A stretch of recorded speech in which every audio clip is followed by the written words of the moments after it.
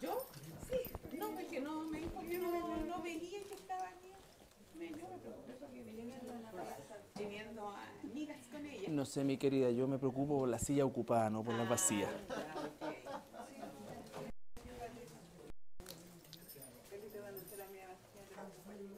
No, pues sí, hay una preocupación, pero después ya se suelta. Si esto es libre. Esto es libre.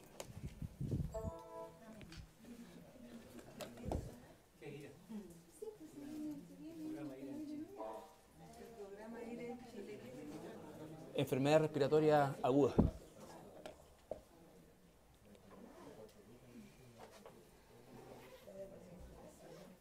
Enfermedad respiratoria aguda.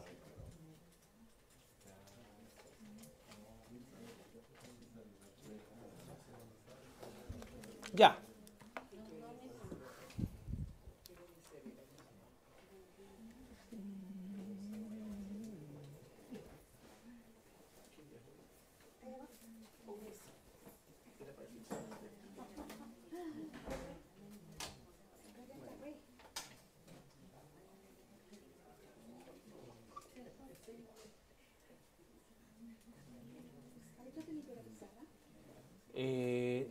No, no importa, no solito.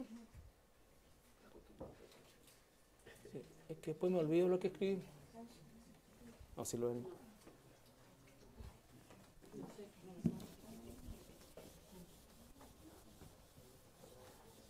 Es que ya la pizarra está, parece que necesita. Sí, con alcohol, con detergente, todo, sí. Porque no, el borrador está nuevo. ¿Cuántos años tiene la pizarra? 5 años, 6 años. Sí. Sí.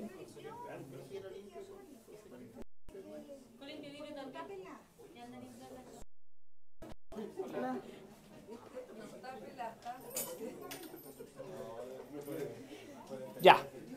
Buenas noches. Vamos a comenzar el estudio. Recuerden ustedes que vimos nosotros ya la semana pasada la figura del anticristo en el capítulo 6. Y lo primero que quiero recordarles es que el libro de Apocalipsis es un libro que está segmentado en etapas y en periodos bien determinados. Por ejemplo, la primera etapa o el primer periodo, el primer ciclo, lo corresponden los 3 primeros capítulos, que es un mensaje a las iglesias. Todas estas cosas son importantes irlas incorporando porque teniendo esta columna vertebral, después el estudio o el enriquecimiento del estudio, ya sea de manera personal o congregacional, va a ser mucho más efectivo. Entonces, los primeros 3 capítulos tienen que ver con el mensaje de Jesucristo a las iglesias. Por lo tanto, decimos que el apóstol Juan está en una posición vertical, pero él está mirando desde la tierra hacia el cielo. Todavía está en una condición de iglesia. El capítulo 4 y 5, ya el capítulo 4 propiamente tal, los primeros 2 versículos representan el rapto a la iglesia, donde se comienza a desarrollar la escena ahora en una posición horizontal. Juan comienza a describir el trono de Dios, ¿no es cierto? Los seres vivientes, todo lo que está ahí. Ahora bien, en cuanto al tema de los seres vivientes, de los 24 ancianos y específicamente los seres vivientes, ustedes tienen que quedarse con lo que la Biblia logra revelar en relación a eso. Recuerden ustedes que Juan, la palabra ser viviente es una palabra genérica, que en griego significa zoos, que es algo vivo, nada más. ¿Me entienden? Por lo tanto, nos quedamos con la descripción de Juan y específicamente el significado de esa descripción. Pero no hay nada en nuestro mundo terrenal que pueda ser comparable a aquello que vio el apóstol Juan. Entonces, no perder el tiempo en tratar de especular más allá de lo que la Biblia nos revela. O sea, hay 4 seres vivientes y tienen un significado dentro de lo que es la economía de la iglesia y el evangelio propiamente tal, y eso en definitiva es lo que nos tiene que importar mayormente en este tiempo. Entonces Juan ve la adoración en el cielo también, que es la adoración al Padre. El capítulo 5, ¿no es cierto?, sigue la escena en el cielo, pero aparece, ¿qué aparece? ¿Qué aparece? ¿Ya? ¿Qué aparece? Más completa la respuesta. ¿Qué aparece? A ver, ¿quién podría decir en un resumen parafraseado lo que pasa en el capítulo 5? que ya debe estar leído, releído, recontraleído y ultraleído. ¿Ya? Usted apaga el televisor, le dedica media hora a leer todos los días la Biblia y se la va a memorizar, los capítulos que lo está viendo. ¿Ya? Pero quiero un pequeño descripción, un pequeño resumen. No así, eso es cierto lo que está diciendo la hermana, pero quiero algo completito, con un principio y un final, no exacto desde el punto de vista de las palabras propiamente tal, pero parafraseando lo que dice el capítulo 5. Aparentemente este libro que estaba sellado estaba en la mano, a mi entender, del Señor Jesucristo. ¿Ya? Bueno, no sé si específicamente estaba en la mano, pero cuando Juan ve este libro, él entiende, no sé si porque alguno de los clientes le dijo, alguno de los ancianos, que si había alguien digno de abrirlo, ¿Ya? de desatar los sellos. Y la pena que embarga a Juan era que no había nadie digno de abrir esos sellos. ¿Ya? Y uno de estos seres vivientes, uno de los 24 ancianos, le dice: tranquilo, aquí el Cordero, el León de la tribu de Judá, etc. Él es digno. Y termina todo este relato con la alabanza hacia el Cordero. Bien. Buen resumen. Hay un solo error en ese resumen. Uno solo. ¿No? El rollo está en la mano de Dios Padre, ¿no es cierto? Efectivamente está en la mano de Dios Padre.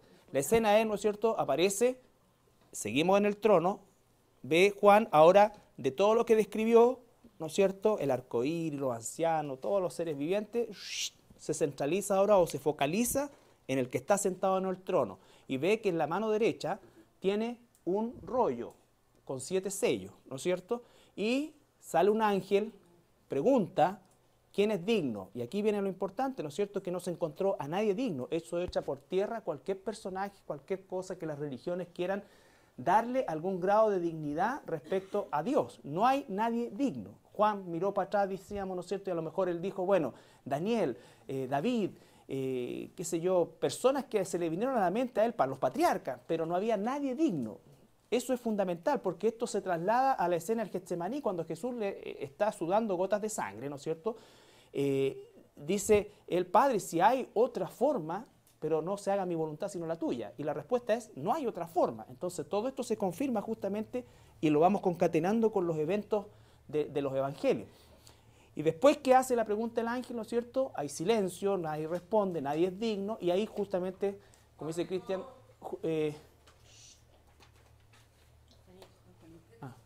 Juanito, sí. Tumorcito, por favor, siéntate atrás tú.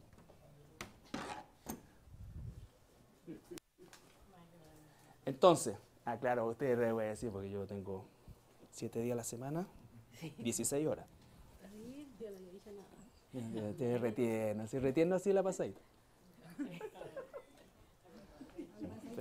Hay que domarlo, Juanito.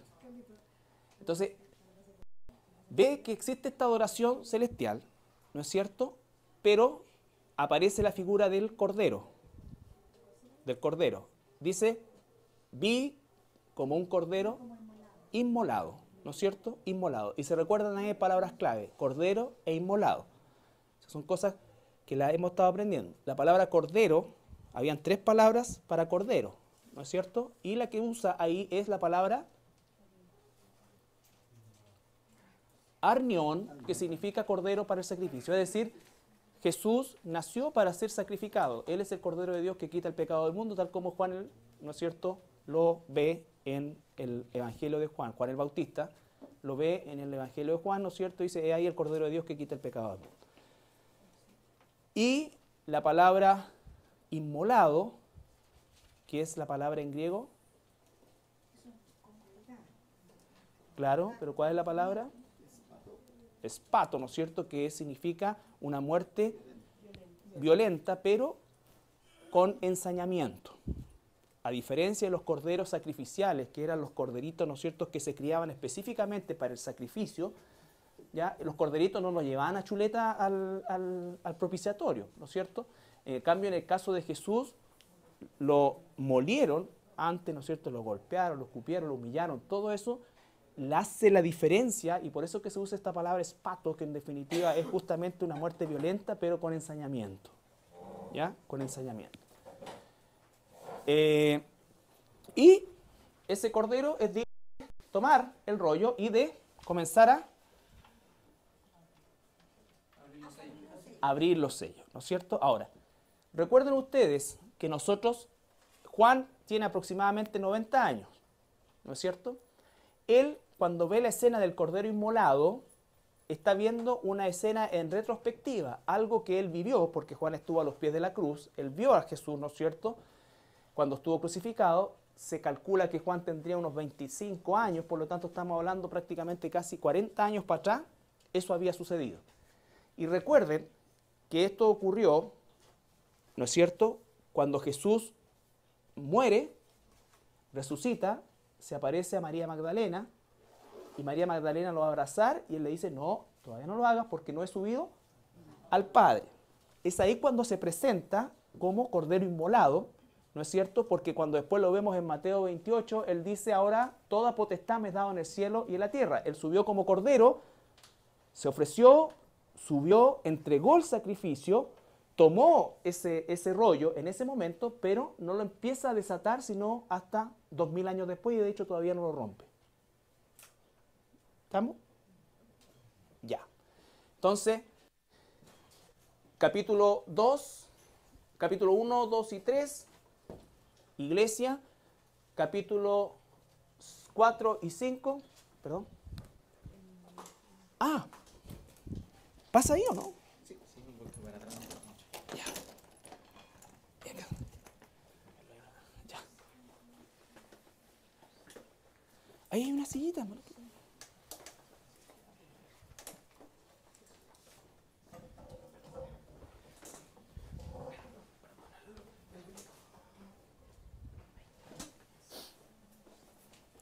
Capítulo 4 y 5, la adoración al Padre y la adoración al Cordero. ¿Ya? Ahora bien, capítulo 6 cambia la visión de Juan, ya se encuentra arriba, ¿no es cierto? Pero ahora la verticalidad es del cielo hacia la tierra y comienza a describir los eventos que van a suceder ahora. Esto es hoy día, ¿no es cierto? Comenzamos nosotros a ver por primera vez algo que todavía no sucede, algo que todavía no sucede. Y dice que se inaugura este primer sello en el capítulo 6, versículos 1 y 2. ¿Quién lo quiere leer? ¿Ya? Vi cuando el cordero abrió uno de los sellos y oí a uno de los 4 seres vivientes decir como con voz de trueno, ven y mira. Y miré y he aquí un caballo blanco y el que lo montaba tenía un arco y le fue dada una corona y salió venciendo y para vencer. Ya, entonces describe un personaje que dice que aparece en un caballo blanco, ¿no es cierto? Tiene un arco y además dice que salió venciendo y para vencer. Eminentemente, recuerden ustedes que nosotros estamos hablando de que hay un periodo que se llama tribulación. Ahora bien, la palabra tribulación, gran tribulación, ira de Dios, son palabras que usa independientemente la Biblia para el periodo de 7 años. ¿Ya? Lo que pasa es que va en aumento todo el proceso de los juicios de Dios. Aquí está el rapto de la iglesia, ¿no es cierto? Y tenemos inmediatamente el comienzo de esos 7 años, que es la semana 70 de la profecía de Daniel.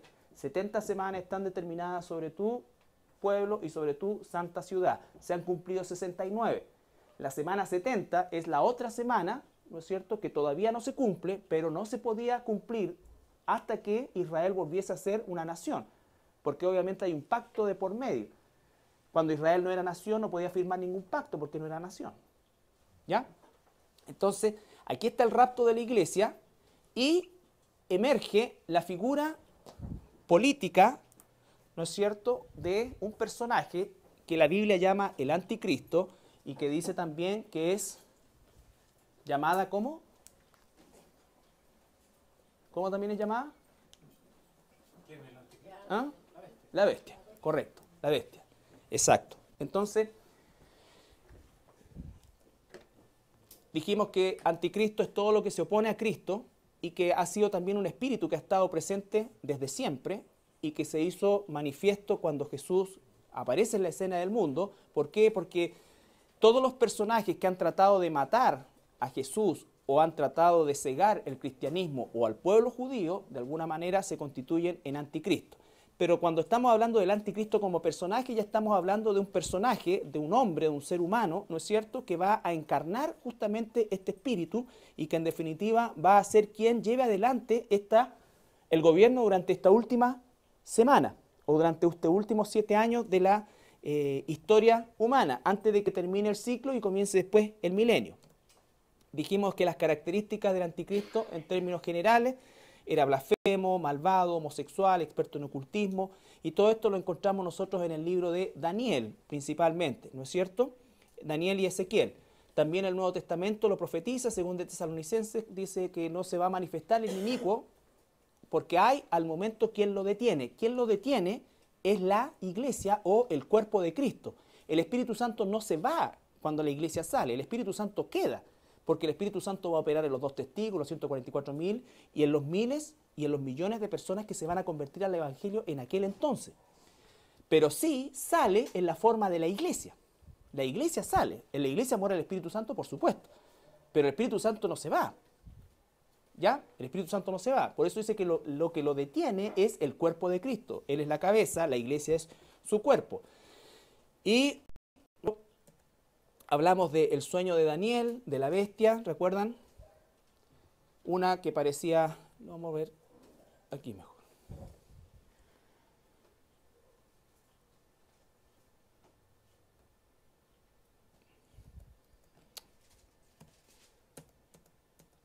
Recuerde eso también, los símbolos bíblicos, mares siempre representan a gente, vientos representan guerra, bestias representan reinos y los cuernos representan gobierno o poder.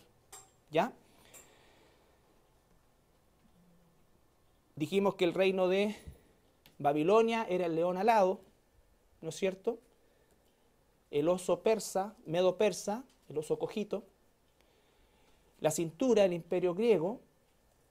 La característica del imperio griego fue la rapidez para conquistar lo que se demoraron décadas los otros imperios, ¿no es cierto? Los griegos lo hicieron en la persona de Alejandro Magno en pocos años, ¿ya?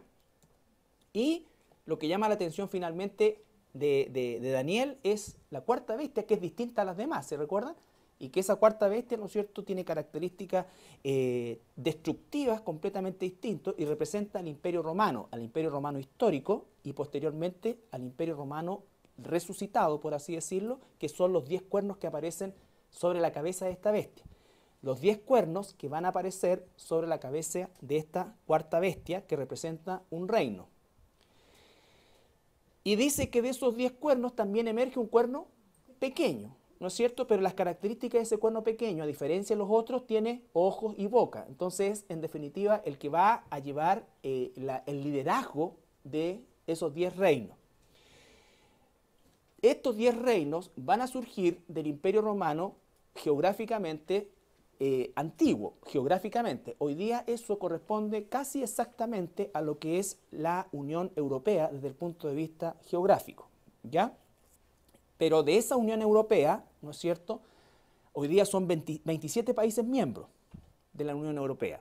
Entre paréntesis, la Unión Europea está en crisis y cuando ustedes ven los titulares de los periódicos en internet van a encontrar, ¿no es cierto?, hoy día que la mayoría de los titulares son medios como sarcásticos porque dicen, ¿no es cierto?, los que trabajan sustentan a los vividores y muestran, ¿no es cierto?, a los alemanes trabajando, ¿no es cierto?, y los griegos, los cafés de los griegos llenos, los españoles, todo. Entonces, la Unión Europea hoy día está en un desbalance y en un forro económico gigantesco que no hay forma de poder ya rescatarlo. Sin embargo, tiene que haber alguna fórmula para que esto pueda suceder. De la manera en que está establecida hoy día la Unión Europea con 27 socios, ¿no es cierto?, no se puede rescatar, ¿ya?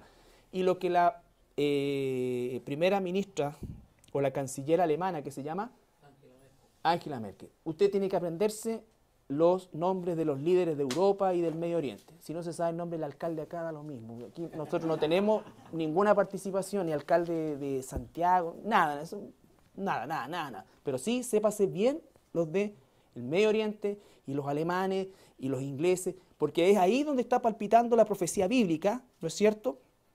Y es ahí donde se van a estar sucediendo las cosas que estamos estudiando. Entonces, esta canciller, piensen ustedes que Alemania hoy día es el poder económico más importante de Europa.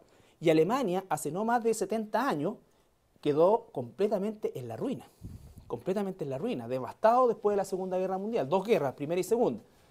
Entonces, vemos que emerge Alemania y la propuesta de la canciller Merkel es una figura nueva de la Unión Europea, que se llame una federación europea. Entonces, el concepto de federación significa que se van a agrupar bloques. Y adivinen cuántos bloques. 10 bloques. 10 bloques. ¿No es cierto? Y eso va a ir de la mano con algo que es una noticia que nosotros recibimos hace un par de días, que no es una sorpresa para los, o no debería ser una sorpresa para nosotros, la renuncia del Papa, ¿no es cierto? Ratzinger, que tiene raíces judías, entre paréntesis, él renunció. Imagínense eso a la luz de sus propias leyes, es como una cosa totalmente extraña, es como que le presentan en el sistema de ellos. Pues, si este es el vicario de Cristo, este le está renunciando a Cristo. O sea, ¿cómo explica eso la gente? No lo sé, pero el tema es que renuncia. Pero ¿qué es lo que representaba este Papa? Este Papa representaba justamente el último suspiro, ¿no es cierto?, del sistema católico romano duro, antiguo. Recuerden que este quería volver a instituir las misas en latín, toda esta cosa. ¿Qué va a pasar entonces?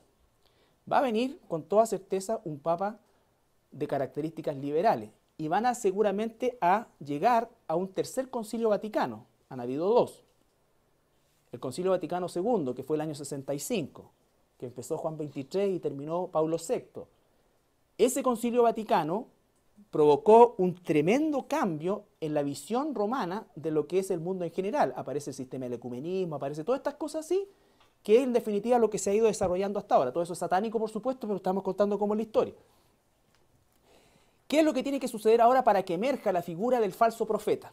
Que es algo que vamos a estudiar aparte. Van simultáneos, pero vamos a estudiarlo aparte. Tiene que haber, en primer lugar, una desaparición de las figuras, ¿no es cierto?, relevante desde el punto de vista, o sea, tiene que haber una horizontalización de la religión. Hoy día el ecumenismo consiste en que el catolicismo romano acepta religiones siempre que consideren algunas cosas que para el católico es importante. El ecumenismo no es que el católico se adapte a las religiones. El ecumenismo hoy día es que las religiones se adapten al catolicismo. Eso es el ecumenismo. Por lo tanto, es una situación totalmente dispara el día de hoy. Lo que tiene que suceder es, efectivamente, que se derrumbe ese sistema. Este Papa liberal va a hacer que los curas se casen, ¿no es cierto? Va a permitir el homosexualismo dentro del clero y se va a abrir todo eso que al principio va a ser una sorpresa y todo, pero después, como todas las cosas, se va a acomodar y va a pasar que muchos que se dicen católicos principalmente y que a lo mejor lo son, van a decir ¿qué cosa? Por fin la iglesia escuchó al pueblo y se modernizó. No se van a acercar necesariamente al Señor, se van a aferrar a esa religión transformada. Pero una vez que esta religión transformada, ¿no es cierto?, definitivamente desaparezca su estructura, no su espíritu, su estructura, y se horizontalice, entonces de esa horizontalización de todas las religiones del mundo, sin duda alguna va a emerger la figura del falso profeta. ¿Qué es lo que se piensa en Europa? El Vaticano es un Estado europeo, pero no participa de la Unión Europea y además no paga ningún impuesto ni es partícipe de ninguna de las cargas económicas que se le colocan a los 27 miembros socios de la Unión Europea. Lo que más se le critica al Vaticano es el exceso de riqueza que tiene, ¿no es cierto?, y no hace nada con eso. Pues bien, lo más probable es que el Vaticano, en una apertura a todo dar y en una horizontalización, se deshaga de gran parte de la riqueza en pos del rescate de Europa y el mundo, ¿no es cierto?, y lo que por supuesto va a generar la simpatía, todo esto, pero ya no al sistema católico, sino que a este sistema horizontal que se va a levantar y que va a tener va a estar descabezado por algún tiempo, va a estar seguramente gobernado por algunos líderes de distintos credos, pero en algún momento de ahí va a emerger la figura del falso profeta. ¿Ya? Entonces, eso es más o menos lo que va a ocurrir respecto a la situación en Europa, en términos generales. Nosotros tenemos que estar claros que la situación actual de Europa, en la forma como está desarrollándose la Unión Europea, es un fracaso. El euro es un fracaso. Pero no pueden echar pie atrás. Lo que tienen que hacer es reflotar esto. Y la única forma de hacerlo, según la canciller Merkel, y que seguramente va a ser así, es efectivamente trayendo a la luz una nueva figura que se llame Federación Europea. ¿Estamos? Entonces, dice la Biblia que esta cuarta bestia tenía 10 cuernos. Recuerden que los cuernos son gobiernos, ¿no es cierto? Gobiernos, líderes. Ahora, de esos 10, además sale otro cuerno, que es un cuerno pequeño, que es la figura del anticristo, y este cuerno pequeño, ¿no es cierto?, tiene una serie de características que la vimos la semana pasada, y que en definitiva, cuando suba, va, dice, a cortar a 3. A 3. Se va a quedar en el fondo con 7 más él. Y ese va a ser el sistema y la federación que finalmente va a gobernar el mundo. Carlito, Dígame. una consulta. ¿Y quién le da la corona? ¿Quién le da la corona aquí a donde dice el caballo blanco? ¿Ya? ¿Quién le da esa corona? ¿Quién le da esa corona? Buena pregunta. ¿Quién es el príncipe de la potestad del aire hoy día? Satanás, ¿no es cierto? Veamos Apocalipsis capítulo 13. ¿Perdón? ¿Cuál? Apocalipsis capítulo 13. 13, 1 al 4. 1 al 4. ¿Cuándo es que Satanás recibió la potestad para administrar y gobernar? Porque no es dueño él, pero él tiene el derecho legal de administrar este mundo. ¿Cuándo lo ganó? En el huerto del Edén, ¿no es cierto? Entonces, legalmente Satanás tiene potestad sobre los gobiernos del mundo y por eso él es el príncipe de la potestad del aire. ¿Ya? Ese derecho legal se lo entregaron Adán y Eva. Entonces, ahora vamos a ver quién le da justamente esa corona al anticristo. ¿Qué dice? Me paré sobre la arena del mar y vi subir del mar una bestia que tenía 7 cabezas y 10 cuernos. Y en sus cuernos 10 diademas. Pausa. Recuerden que van a quedar 7, ¿no es cierto? Ya. Avanzamos al capítulo 13. Entonces, saltamos un par de capítulos solamente para ver quién le da el poder a la bestia. Después vamos a volver. Y sobre sus cabezas un nombre blasfemo.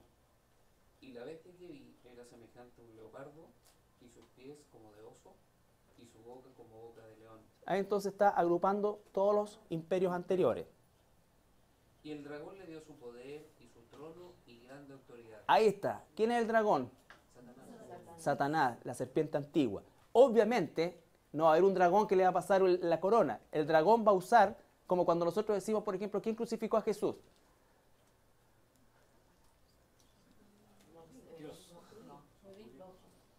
El Señor, ¿no es cierto? Pero ¿por qué crucificaron a Jesús? Es la segunda pregunta. Por nuestros pecados. Porque nosotros, la gente le pregunta, ¿por qué se generó un antisemitismo tan grande? Porque la gente comenzó a decir que los judíos crucificaron a Jesús, condenaron a Jesús. Los judíos fueron instrumentos, igual que los romanos.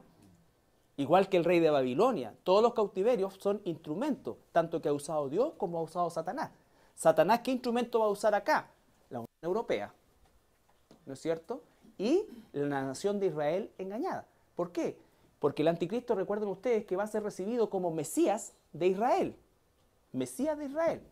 ¿Y por qué va a ser recibido como Mesías de Israel? En primer lugar, porque va a traer lo que vamos a ver a continuación, la paz al Medio Oriente. ¿Ya? Y va a lograr, por medio de esa paz, la construcción del tercer templo, entre otras cosas. ¿Estamos? ¿Estamos? Entonces, concéntrense, los cuernos son poderes, son reyes, son poderes propiamente tal, ¿no es cierto? Emergen 10 primero, pero después quedan 7. Esos 7 aparecen después en el capítulo 13 como cabeza. Ahora, de eso aparece esta, ¿no es cierto?, que tiene la conjunción de los 4 imperios más grandes que ha tenido la humanidad, el babilonio, medo-persa, griego y romano, ¿ya? Ahora, de ese sitio geográfico va a emerger la figura del cuerno pequeño. Para que Israel lo reciba como Mesías, tiene que necesariamente ser judío. Israel jamás va a recibir como Mesías a alguien que no sea judío. Y ojo, en algunas oportunidades se dice que puede ser de la tribu, hay algunos autores que pueden decir que dicen que puede ser de la tribu de Dan o de Efraín, desde el punto de vista que fueron 2 tribus blasfemas, ya que no aparecen nombradas después de los 144.000, pero no puede ser así, tiene que ser judío porque los judíos saben perfectamente que del trono de David, que es la casa de Judá, es que tiene que provenir el Mesías. Por lo tanto, tiene que ser judío, o sea, israelita de la tribu de Judá, correcto. Lo mismo cuando veamos la figura del falso profeta, va a ser un israelita de la tribu de Leví, porque es la única persona o es la única tribu que tenía acceso a los sacrificios del templo. Entonces todo esto es fundamental entenderlo y recalcarlo, ¿ya? Entonces, esta bestia que emerge dice que aparece como un caballo blanco, no va a aparecer como líder mundial inmediatamente, o sea, no es que salió la iglesia y apareció al tiro el anticristo. O sea, emerge la figura de este político que poco a poco va a ir ganando prestigio, apoyo, va a lograr cosas que no logró ningún gobernante en toda la historia de la humanidad, y vamos a llegar a esta mitad de los 3 años y medio cuando recibe el poder del dragón. Ya vamos a ver eso también. Pero, ¿cómo es que va a hacerse este hombre de esa fama? Por medio del famoso pacto de paz en el Medio Oriente. Cuando en el mundo hoy día se habla de paz, nadie mira para acá. A nadie le interesa si vamos a pelear con los peruanos, si las 12 millas, ni la Haya, eso, métanselo en la cabeza. No contamos para nada desde ese punto de vista. Y por un lado, mejor. ¿Ya? Pero no contamos para nada. No hay nada aquí, no, a nadie le importa. Cuando el mundo, los que mueven los hilos del mundo, piensan en paz, piensan en el Medio Oriente. ¿Ya? ¿Por qué? Porque el 80% de la producción del petróleo del mundo está ahí. Y sin petróleo el mundo no se mueve. Olvídense los autos eléctricos, ecológicos. Jamás va a suceder eso. Jamás. Jamás. Todo está absolutamente comprometido con petróleo. Así que la cuestión es verde y los sellos verdes. Olvídense de paneles solares. Todo, olvídense. Son esfuerzos aislados. Jamás van a ser políticas gubernamentales. Jamás. ¿Ya? Ni el auto a gas, no. Esa es la realidad, hermano. El mundo cree que va a algo mejor. Nosotros sabemos que no va a ser así. Entonces, ¿qué es lo que sucede? El 80% del petróleo está ahí, por lo tanto se necesita urgentemente que exista paz. ¿Por qué? Porque si en el desorden habitual que tiene el Medio Oriente, ¿no es cierto? Porque es un desorden desde el punto de vista gubernamental, ¿ya? Ocurra un grado de estabilidad, va a garantizar el buen funcionamiento de la economía del mundo. ¿Ya? Entonces, ¿qué es lo que se hace? Daniel 9:27 habla de la semana 70, ¿no es cierto? Dice, y por otra semana, busquen Daniel 9:27. Después de describir 70 semanas están determinadas sobre tu pueblo y sobre tu santa ciudad. Por lo tanto, concierne única y exclusivamente a la nación de Israel, a la nación de Israel. Nosotros tenemos que saber que el anticristo no puede aparecer mientras está la iglesia. ¿Por qué no puede aparecer mientras está la iglesia? Porque la iglesia es la que está frenando, Está frenando y las puertas del infierno no van a prevalecer nunca sobre la iglesia. Dice que la iglesia tiene el poder de hollar serpientes, de esto, de acá, de allá. Por lo tanto, la acción del anticristo se vería limitada y podría hasta ser anulada. Claro, ¿me entiendes? Entonces, tiene que salir la iglesia. Y esto, no existe, créanme, no existe principio ni la idea de un rapto de la iglesia en otro periodo que no sea previo. Por eso es que la palabra metatauta del capítulo 4 de Apocalipsis es tan importante. Se terminó este periodo y comienza otro. Y este periodo se tiene que haber terminado completamente para que recién pueda empezar el otro. No pueden existir vestigios de este. ¿Ya? Entonces, ese concepto de metatauta es fundamental. ¿Por qué? Porque vamos a ver que el anticristo sí va a prevalecer. De hecho, va a prevalecer sobre el pueblo de Dios, que en ese entonces va a ser principalmente la nación de Israel. ¿Ya? Y aquí se empieza a cumplir la semana 70 que dice ahí. Y por otra semana confirmará el pacto con muchos, dice. Por otra semana confirmará el pacto con muchos. A la mitad de la semana hará cesar el sacrificio y la ofrenda.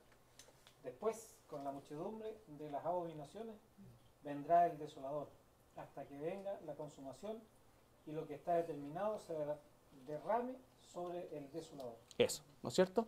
Entonces dice, a la mitad de la semana va a romper este pacto. Vamos a ver más específicamente la próxima semana cómo es que se rompe ese pacto, ¿ya? Pero inicialmente, este hombre de origen israelita, de la tribu de Judá, emerge como una figura política prominente que comienza a sentar las bases para el reordenamiento del mundo. Porque después del rapto, a los instantes después del rapto, ¿cuál va a ser la condición del mundo? Caos absoluto, confusión, caos todo. A poco andar, muy bien, ¿no es cierto? A poco andar, la explicación más lógica es la que dice el hermano acá, que los extraterrestres, ¿por qué? Porque si usted analiza las teorías actuales del origen del ser humano, ya la teoría de la evolución, no sé por qué la enseñan en la escuela, porque ya nadie la pesca en los países desarrollados, o sea, ya todo el mundo sabe que es imposible. ¿Ya? El concepto de la evolución es absolutamente imposible. Le aplican las leyes de las probabilidades y es tan imposible que resulta, es tan improbable que resulta imposible. Por lo tanto, ¿qué es lo que hoy día se postula? El hecho de que la Tierra fue, por así decirlo, se trajeron, los extraterrestres formaron nuestra raza, ¿no es cierto?, de alguna manera, ¿ya? Y que en definitiva ellos nos dejaron libres un tiempo, estoy repitiendo o parafraseando lo que dicen hoy día, ¿no es cierto?, los pensamientos, y acuérdense que lo que los satanistas y los de la nueva era están esperando es que se manifieste la famosa era de Acuario. Y la era de Acuario es vive la vida loca. Entonces, ¿qué es lo que está pasando? Van a decir, los extraterrestres se llevaron a todas estas personas. Y se llevaron a estas personas porque estas personas se oponían a que el hombre pudiera ser libre y alcanzar a transformarse en un dios. Entonces, dos homosexuales que viven en el tercer piso de un edificio van a decir, oye, de veras, po, si la viejita del segundo piso era la que todos los días decía, por favor, niño, arrepiéntase, que nos tiraba por abajo, ¿te acordás que nos tiraba papelitos por abajo con tratados y cuestiones? Se la llevaron, ya ahora podemos vivir nuestro amor libre. Ese es el tipo de persona. El familiar cuadrado, que nunca esto, ya, todas esas cosas. Entonces, recuerden que el anticristo también va a ser experto en enigmas, por lo tanto, él va a manejar la mente de las personas. Va a manejar la mente de las personas. Entonces, esa va a ser lo que se va a tragar la humanidad que va a ir a perdición. La humanidad que va a ser finalmente rescatada y que va a dar su vida, ¿no es cierto?, por esa salvación, no se va a tragar eso. ¿Ya? Y va a darse cuenta y va a acordarse de que ese es el rapto, de que efectivamente esto lo aprendió en la iglesia, o por lo menos lo escuchó en alguna parte. ¿Ya? Entonces, por eso es tan importante estudiar esto, porque estos son los eventos que quedan por suceder, aunque nosotros no los vivamos, deben sentar las bases de la razón por la cual nosotros vivimos en santidad en este periodo. En este periodo. O sea, nosotros vamos a estar arriba viendo esto.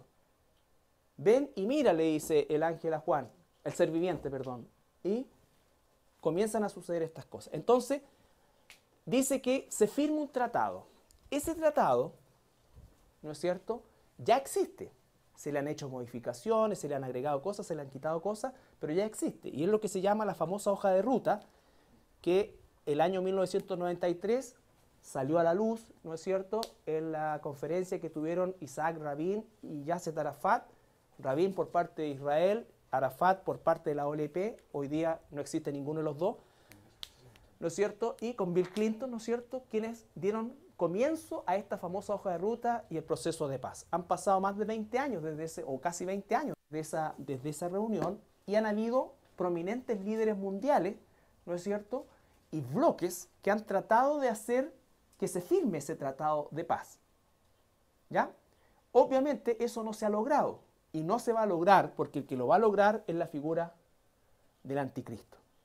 Cuando logre ese tratado de paz, va a permitir, ¿no es cierto?, que los judíos reconstruyan su templo, ¿no es cierto?, va a permitir que se reanuden los sacrificios. Hoy día en Israel existe una institución, bueno, no hoy día, hace varios años ya existe una institución que se llama el Instituto Templo.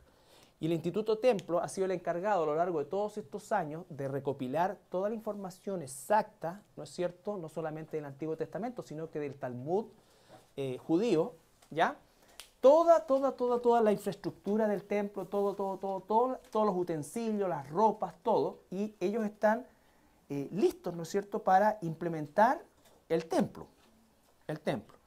Ahora, ese templo se va a reconstruir, nadie sabe exactamente si va a ser al lado del Domo de la Roca o el Domo de la Roca, producto de este terremoto que va a haber cuando ocurra el rapto, se va a romper, se va a quebrar, pero algo va a pasar, pero finalmente se va a construir.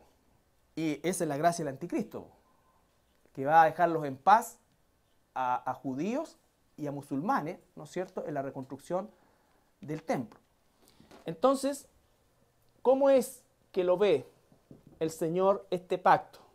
Isaías 28, 14 al 19. Ese es un pacto de paz. Ese pacto no podía existir hasta que no existiera Israel como nación. Y no se va a firmar por ningún líder de esta época. Se va a firmar patrocinado por la figura del anticristo. Por la figura del anticristo.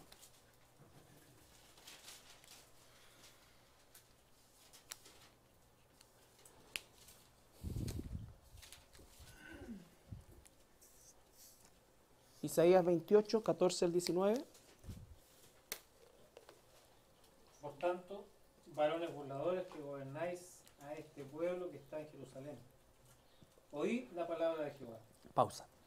¿Se dan cuenta? Se circunscribe inmediatamente a una zona geográfica y a los varones burladores, o sea, aquellos que están en definitiva en contra de Dios, pero que están gobernando Jerusalén. Por cuanto habéis dicho, pacto tenemos hecho con la muerte, e hicimos convenio con el Seol.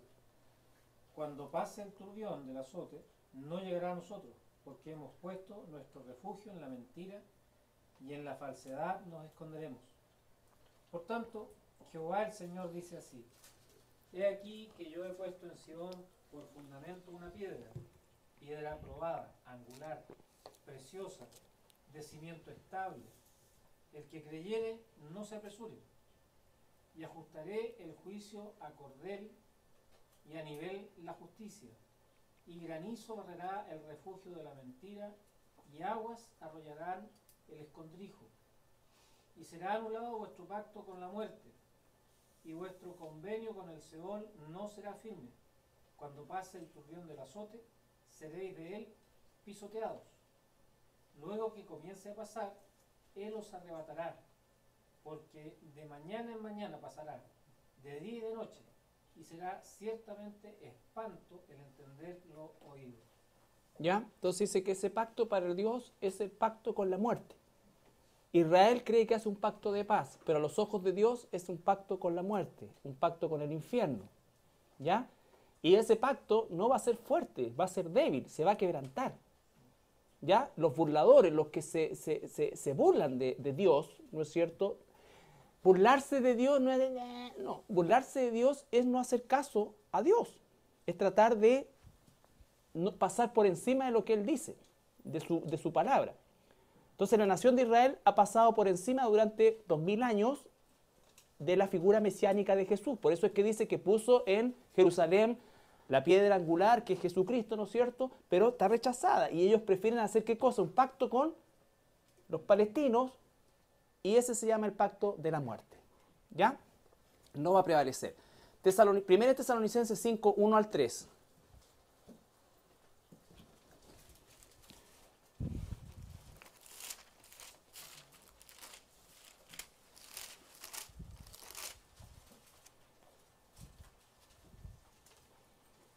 Pero acerca de los tiempos y de las ocasiones, no tenéis necesidad, hermanos, de que yo os escriba. Porque vosotros sabéis perfectamente que el día del Señor vendrá así como ladrón en la noche. Que cuando digan paz y seguridad, entonces vendrá sobre ellos destrucción repentina, como los dolores a la mujer encinta, y no escaparán. ¿Qué es lo que hoy día se está diciendo? Y la palabra que más se grime, ¿no es cierto?, en los círculos de gobierno mundial es paz, seguridad. ¿Qué es lo que se necesita? Paz, seguridad, paz, seguridad, paz, seguridad. Entonces, eso es lo que se está diciendo ahora. Pero cuando estén diciendo eso ya más, va a venir una destrucción repentina. Porque este jinete del caballo blanco que sale prometiendo paz, logrando la firma del tratado de paz, logrando, ¿no es cierto?, la reconstrucción del templo, logrando la paz en el Medio Oriente, dando el cimiento para una estabilidad económica mundial que nunca se va a llegar a producir, entre paréntesis. Nunca jamás el mundo va a volver a tener estabilidad económica. Este mismo jinete, después, en el mismo capítulo, aparece como jinete en un caballo rojo, que significa guerra. Y ya no viene con un arco sin flecha, viene con una espada y viene a matar. ¿Ya? Entonces, en rigor, los primeros 3,5 años corresponden al primer sello, ¿no es cierto? Y es la acción de este jinete en el caballo blanco que va a llegar hasta este punto, cuando se vuelve contra el pacto y se origina aquí una guerra que vamos a ver, que es la guerra de Gog y Magog, que son, Gog es Rusia, ¿no es cierto? Vamos a ver también etimológicamente cómo Gog es efectivamente Rusia y Magog son todos los pueblos principalmente de características eslavas. Así como España es la madre patria de los pueblos latinoamericanos, así también Rusia es la madre patria de todos los pueblos eslavos. Todos los pueblos eslavos descienden, ¿no es cierto?, de Gog. ¿Ya? Gog era un bisnieto de Noé. Entonces, Gog habitó la región de los montes Urales, que están en el norte de Israel. Por eso cuando ustedes escuchen hablar del rey del norte, siempre el punto de relación es Israel. El rey del sur corresponden a todos los árabes y el rey del norte corresponden a los rusos. Y dice que Gog, Magog, ¿no es cierto?, va a aliarse con Persia. ¿Quién es Persia? Irán. Hoy día nosotros podemos ver ya los primeros destellos de eso. Existe una alianza estratégica entre Irán y Rusia. Putin le cede información para fabricar armas nucleares y a cambio, ¿no es cierto?, Ahmadinejad le entrega petróleo. ¿Ya? Mahmoud Ahmadinejad. Entonces, esa alianza va a transformarse después en una alianza de 27 países contra Israel. ¿Ya? Contra Israel. Y ahí comienza el jinete en el caballo rojo. ¿Ya? Magog sería entonces la ex Unión Soviética. Claro. Lo que pasa es que justamente Magog, la palabra Ma y Gog es tierra de Gog. Entonces hace referencia a descendientes de Gog. Gog lo identifica específicamente con Rusia. ¿Ya? Por ejemplo, la palabra aquí, a orillas del río Volga, ¿no es cierto?, se establecen estas comunidades y ellos no llamaban a su jefe, no lo llamaban rey ni emperador, nada, sino que lo llamaban Rosh, ¿ya? Que significa cabeza de gobierno. De ahí, de esa expresión Rosh, después derivó la palabra Sar, ¿ya? Y así sucesivamente va llegando, y finalmente también estos que estaban acá en los montes Urales fundan la ciudad de Mosoy, que después pasó a ser Moscú, ¿ya? Moshoy, Moscú, pero son principalmente los pueblos eslavos. Es una federación de 37 países que finalmente van a atacar a Israel. Ahora, esa federación, esa agrupación de 37 países van a tener dos cabezas de serie que son Rusia propiamente tal y Irán o Persia. Irán hasta el año 1935 se llamaba Persia. En la Biblia, Irán en el Antiguo Testamento lo van a encontrar como Persia o como ¿cómo es? Temán, Irán, Elam.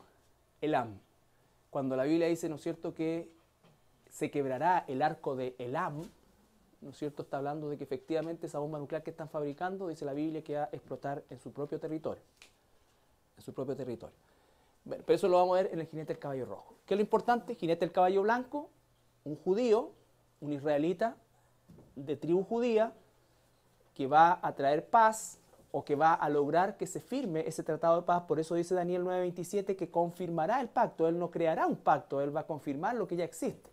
Va a lograr que judíos, el representante de Israel, el representante de la organización palestina de turno, ¿no es cierto?, firmen ese tratado, se genere un sistema de paz donde exista la posibilidad de la reconstrucción del tercer templo y a la vez, ¿no es cierto?, este gobernante va a ir poco a poco ganando terreno hasta que va a recibir esa corona, ¿no es cierto?, en la cual se va a entronizar a la mitad de la semana 70. Pastor, Dígame. uno haciendo un poco de historia, uno entiende que las 10 tribus del norte fueron dispersas y nunca más volvieron a reunirse, ¿no es verdad? Y son las que de alguna manera empezaron a llegar al resto de la tierra. Sí. No obstante, las dos tribus del sur, Benjamín y Judá, ellos sí pudieron volver y reconstruir los muros, con Esdras, Nehemías, y que son los que seguramente hoy en día tienen el control del gobierno y de las decisiones en Israel. Uno puede entender de que entonces el anticristo, si es judío y es de la tribu de Judá, tendría que ser un personaje entonces que un político influyente en Jerusalén, claro, o dentro de la Unión Europea como ex. Claro, recuerden ustedes que los judíos son una raza, ¿no es cierto? Tenemos un concepto de raza. Entonces, tiene que emerger de Europa, pero tiene que ser judío. Y obviamente los judíos que regresaron a Israel se les llama a todos prácticamente los ashkenitas, que son los judíos, ¿no es cierto?, de característica del norte de Europa, los polacos, ¿no es cierto? Todo, entonces tiene que ser europeo, porque los judíos que se vinieron para este lado del mundo son los sefarditas. Entonces no puede ser de este lado del mundo, tiene que ser de allá de Europa. O sea, ni para anticristo nos da aquí en Latinoamérica. Ni eso nos tocó en la repartija de las actividades del mundo. Entonces, tiene que ser europeo, tal como dices tú. Y obviamente es un personaje que a lo mejor hasta este entonces existe, ¿no es cierto? Y tiene un bajo perfil. Pero en algún momento se va a manifestar. Eso es importante, porque el seguimiento del anticristo es una manifestación gradual. No sale y al tiro coronado, ¿no? Sino que él sale y comienza a ganar confianza, comienza a ganar alianza. Recuerda que va a haber un caos tan grande, ¿no es cierto?, que van a necesitar un liderazgo que comience a ordenar esto, a darles esperanza al mundo. Y eso es lo que va a hacer la figura del anticristo. Pero efectivamente tiene que ser alguien que tenga un peso político también en Israel. Porque los judíos son infinitamente celosos de todas las cosas que puedan venir y que influyan en sus políticas.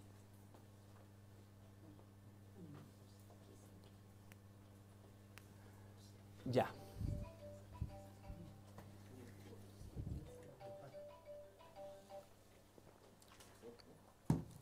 Ya, estamos.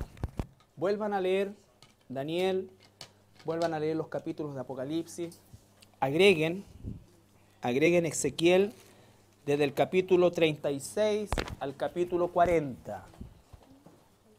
Agreguen Ezequiel del capítulo 36 al capítulo 40. Ahí vamos a ver nosotros principalmente la famosa guerra de Gog y Magog, ¿no es cierto?, que se va a desarrollar en el tiempo del caballo blanco, que se va a ir poco a poco transformando en un caballo rojo. Dígame. Espíritu Santo. ¿Por qué piensas tú que se va a quedar? ¿O por qué piensas que no se va mejor?